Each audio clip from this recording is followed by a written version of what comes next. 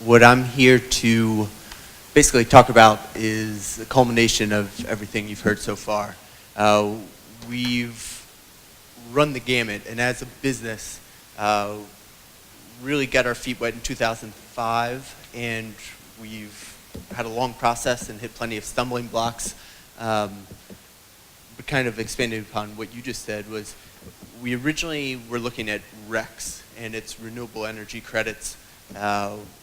We didn't know exactly how to get started, but that's one place we knew we could get started.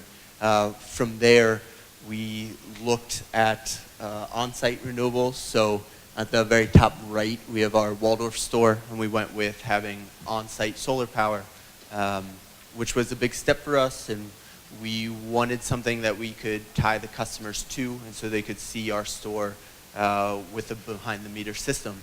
But as was just mentioned, we ended up realizing that before we start with that, we really need to address efficiency.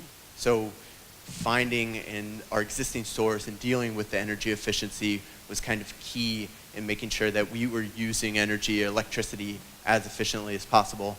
And part of that was looking at what we had existing and then altering our construction plans. I think Waldorf was our 11th store, and we're now up to 18, and that was 2014, I think, or 2013. So we've been expanding quite a bit. So it has kind of been a mad dash. So after kind of looking at the efficiency, we reassessed and realized that, okay, we do want to continue with this on-site production. And just looking at the photos, our White Marsh store, which is just north of Baltimore, is the big photo on the left. That's our latest behind-the-meter on-site solar array. And then the bottom right is actually an off-site virtual power purchase agreement. So it's a 1.5 megawatt system that we partnered with WGL on. So those are just kind of the photos that are up there. But I think, as you can see kind of up in the top corner, a big thing you have to ask yourself is why. So why do you want to get into the renewable energy market? For moms, it's a natural fit because our mission is protect and restore the environment. And so it's kind of no question that that was the direction we wanted to go. But that's not the case for everyone, and everyone has to make the case financially and economically for why they want to jump into it. But that will alter ultimately the strategy from which you take, or which you take. Two is, how do we go about it? So we have had a long, bumpy process. I've been working for moms for the last 6 years now, the last 4 of which have been as director of construction facilities. And so taking a look and being more involved, I think back to when I got started, was I had no clue, had no clue the questions to ask. I was able to get onboarded a little bit from existing employees that kind of passed some knowledge, but it's really digging in and asking the questions. How do you go from RECs to even thinking about starting a solar project?